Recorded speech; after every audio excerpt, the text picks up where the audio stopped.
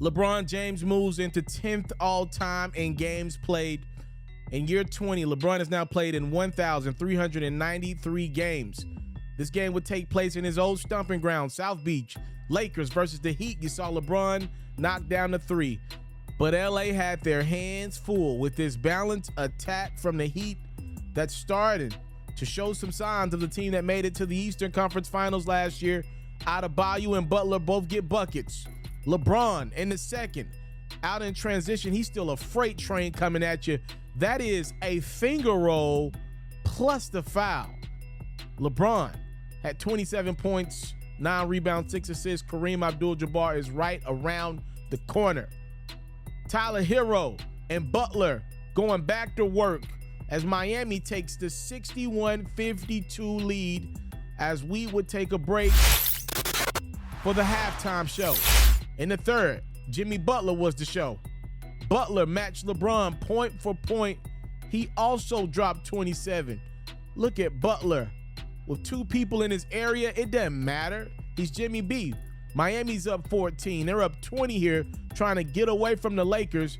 When Hero decides to go up top to Adebayo, Bam is likely headed towards an all-star appearance this year. He had 23 points and 14 rebounds. LeBron, LA trying to catch back up. Dennis Schroeder, 3-pointer. It's a 7-point game, but that's as close as the Lakers would get. Miami says enough is enough. Time to put the kids to sleep. It's Hero with the 3. It's Butler going right past what's left of that Lakers defense. As LeBron says hello to another old geezer and Udonis Haslem, his former teammate, the Lakers say hello to another L. The Heat win this one by 14. Well, LeBron James had some pretty cryptic comments made after the Lakers' 5th loss in 7 games to the Miami Heat. He said, "I have multiple thoughts. I think about the day-to-day of how we get better throughout the course of the season, but how we get better from game to game. I think about how much longer I'm going to play this game. I think about that I don't want to finish my career plan at this level. From a team aspect, I still want to be able to compete for championships because I know what I can bring to any ball club with the right pieces."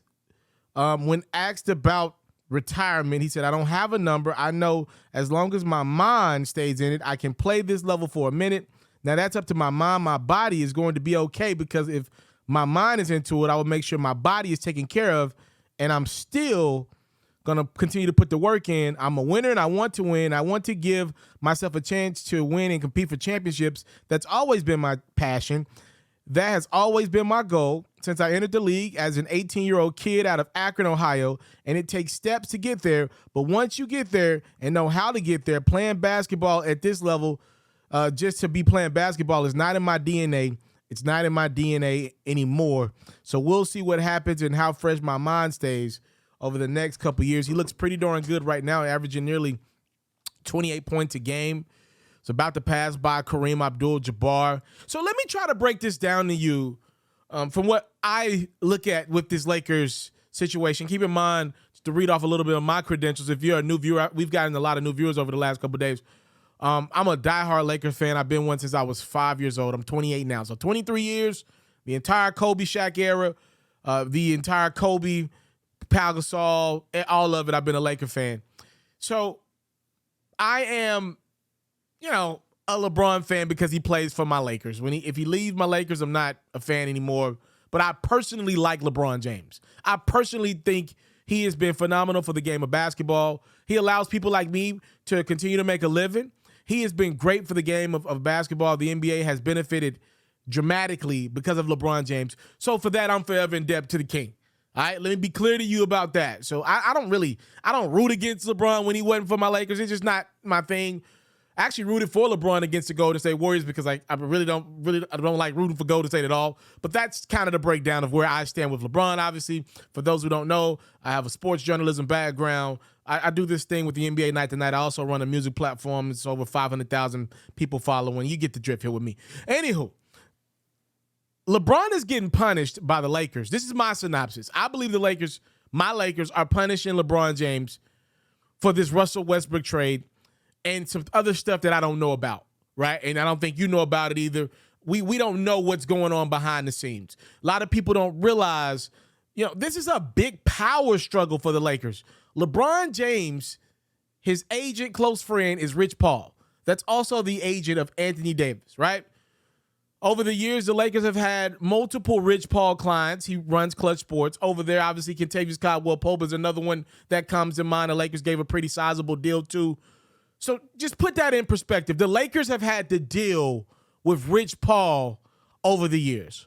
I don't know what that relationship size. So I bring Rich Paul up for a reason, because I don't know how much of this is all about LeBron, or is it about what LeBron represents? Which LeBron, Anthony Davis, Rich Paul, they're all like a puzzle. They're all like a part of a pie right now, right? So obviously the Anthony Davis injury concerns and how unavailable he's been over the last couple years, that maybe fractures the relationship between Rich Paul and the Lakers. Hell, it might be fracturing the relationship between LeBron and Rich Paul, or LeBron and AD. I don't know.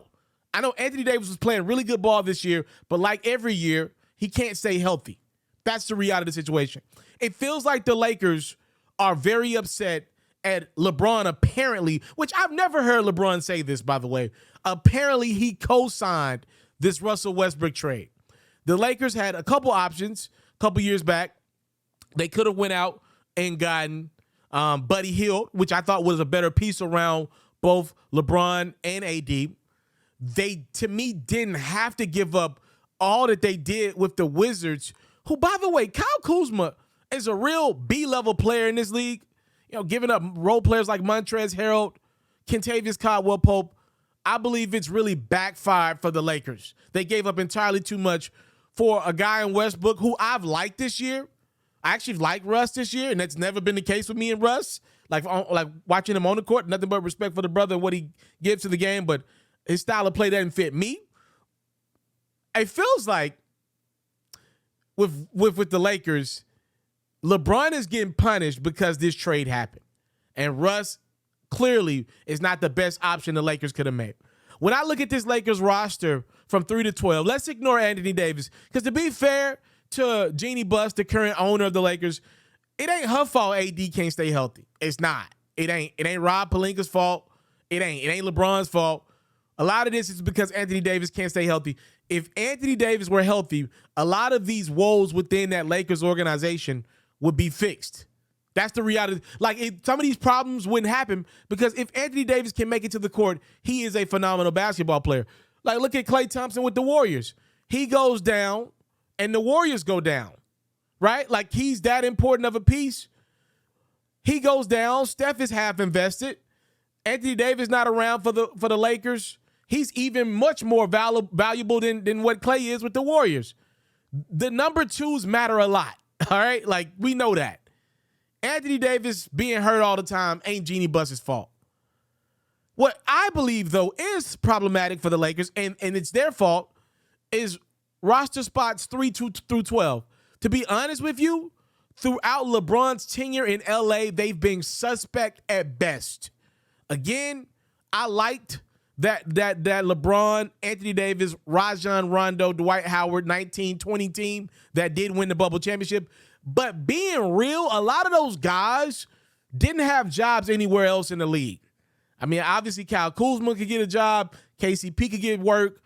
LeBron and AD, obviously. But there was a lot of guys who maybe we don't know if they're in the league or not. And from every year, it's went down and down. You got a team full of guys right now not named LeBron, AD, and I think Austin Reeves has solidified himself as an NBA player for now. You got a team full of guys that I'm not 100% sure if they get a roster spot. I like Lonnie Walker a lot. But a lot of these guys, I don't know where they land in the league, if at all. I like Thomas Bryant. I don't know where he would land. I'm just being honest. There's a scenario where Thomas Bryant ain't in the league if he has one more injury. I'm not sure where he is, and I like him. The Lakers have this in their back pocket when it comes to LeBron James. They don't believe he'll leave LA. That's the real reason. That's what this breaks down to. LeBron has sent out cryptic tweets, cryptic messages in interviews throughout his career. That's his thing. He does that. I don't like that. I like the straightforwardness, but I ain't mad at LeBron's approach. To be real, from a business tip, It has been more successful in getting what he has wanted than even greats like Michael Jordan, Kobe Bryant, Shaquille O'Neal, and others have had. They just sat in the mess. Like Mike and Kobe just sat in the junk. Shaq did move around a lot later in his career, but for the most part, guys like Mike and Kobe, greats of that level, they just sat in the mess, and unfortunately, their careers both ended with them not really competing. LeBron is close to that point with the Lakers. LeBron over the years has always sent out some cryptic. The Cavaliers definitely got him some better players that second time around, or some different players. Right now, the Lakers ain't really feeling no pressure from LeBron. Number one, he done signed off on a new extension. They know in their back pocket they have this. LeBron don't want to leave LA. He's one of the biggest global superstars we got. Everybody knows about his kids. They play basketball for Sierra Canyon. This information is not anything you got to Google, people. And if you don't think the Lakers organization knows that LeBron would not want to go play for Denver. He would not want to go play for the Charlotte Hornets. He wouldn't want to leave what he's got in LA right now. He'd rather the Lakers just figure it out and get him some more talent. But if he had in his back pocket that he was entering free agency next year, or in his back pocket that he would demand a trade out, he would have a lot more leverage for the Lakers to go make a move. Right now, Jeannie Buss, Rob Pelinka are just sitting on that team, and it's very disrespectful to me. LeBron's playing at a good enough level to at least get some more players. They're at the point now when Anthony Davis doesn't play, they really don't got a chance at winning against any team not named the Orlando Magic. The Lakers are awful when Anthony Davis doesn't play. They can only beat teams that are tanking for Victor Wembanyama.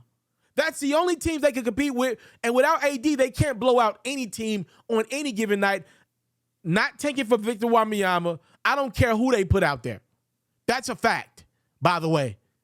The Lakers know in their back pocket that LeBron ain't demanding a trade out, that LeBron ain't trying to leave LA. He's doing his Hollywood thing. His boys are lighting it up.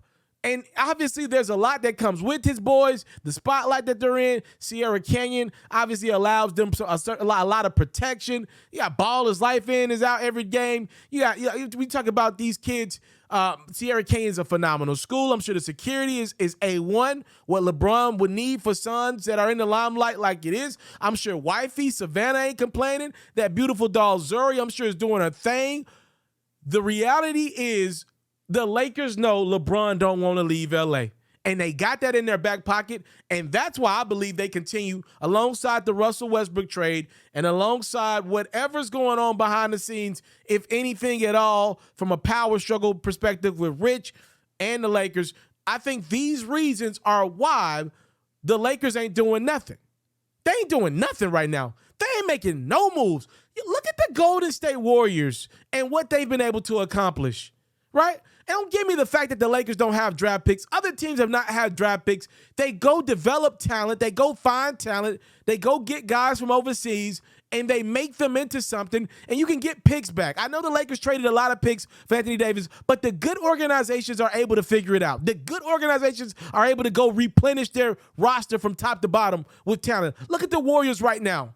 They're in the midst of their older dynasty with Steph, Clay, and Draymond. Okay, Steph's an all-time great, so you can rely on him for a few more years. He plays below the rim. So who do you have for Steph in this next regime of Golden State? They already got Jordan Poole coming down the pipeline. He's legit. They already paid him. Andrew Wiggins, who's kind of a tweener in between Jordan Poole and Steph. From an age perspective, he's right there, probably entering his physical peak. They got him ready to go, locked up for the future. Even if they do decide to move on from Clay and Draymond, which I do believe there's a number that the Warriors will figure out for Clay. I'm not so sure about Draymond. You already got a couple pieces. Jonathan Kuminga, I do believe he's going to figure it out at some point. You got in your back pocket, if you don't think Kuminga's going to figure it out, you could trade him. You also got James Wiseman. Moses Moody is a guy that's going to get you a bucket or two in this league. The Warriors have this dynasty figured out and the next one figured out. You telling me that they're that damn better than the Lakers organization? I use the Warriors organization for a reason. Now I'm just spazzing. The Warriors are probably the second most valuable team in the NBA right now behind the Lakers. The Lakers look like a shell of themselves from a perspective. I mean, come on now. Remember when Mitch Kupchak was making fleece type of deals in favor of the Lakers? What happened to that? Rob Pelinka has gotten bailed out by a bubble championship, and I believe his friendship with the late, great Kobe Bryant. I believe that. He has been awful. Jeannie Buss ain't been too much better. The Lakers are calling LeBron's bluff because they know he doesn't want to leave LA. And as long as they got that in their back pocket, I'm not so sure if they'll ever make a move that puts the Lakers in position to win basketball games in the regular season with Anthony Davis always being hurt.